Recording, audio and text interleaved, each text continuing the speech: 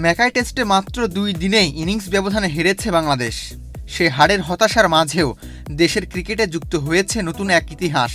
ডারউইনে অস্ট্রেলিয়ার বিপক্ষে ঐতিহাসিক জয়ের পর এবার টেস্ট র্যাঙ্কিংয়ে ইতিহাস গড়েছে টাইগাররা।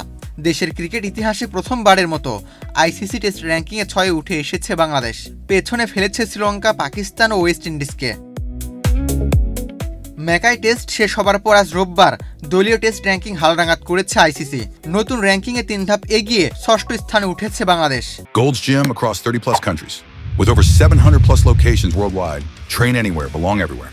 টেস্ট ফরম্যাটের আগে কখনোই এত উপরে উঠতে পারেনি টাইগাররা। বর্তমানে নাজমুল হোসেন শান্তদের রেটিং পয়েন্ট ৭৮।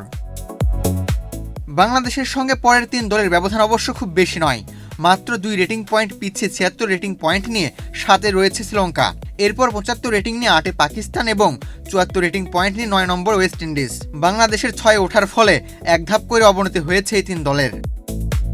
টেস্ট র্যাঙ্কিংয়ের শীর্ষ ৫-এ যথাক্রমে আছে অস্ট্রেলিয়া, দক্ষিণ আফ্রিকা, নিউজিল্যান্ড, ভারত ও ইংল্যান্ড।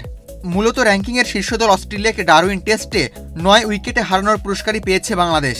ম্যাকাই সিরিজের দ্বিতীয় টেস্টে জিততে পারলে রেটিং পয়েন্ট আরও এগিয়ে নেওয়ার সুযোগ ছিল শান্তদের সামনে।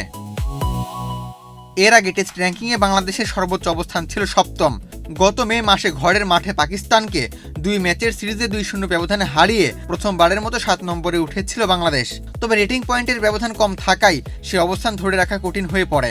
এরপর জিম্বাবুয়ে সফর একমাত্র টেস্ট হেরে আবারও নিচে নেমে গিয়েছিল টাইগাররা। তবে অস্ট্রেলিয়ার মাটিতে ঐতিহাসিক জয় সেই হিসাব বদলে দিয়েছে। ম্যাকাই টেস্টে হারলেও ডারউইনের সেই জয় বাংলাদেশকে এনে দিয়েছে টেস্ট র্যাঙ্কিংয়ের ইতিহাসে সর্বোচ্চ ৬ নম্বর অবস্থান। আবু তালহা, বাংলাদেশ প্রতিদিন।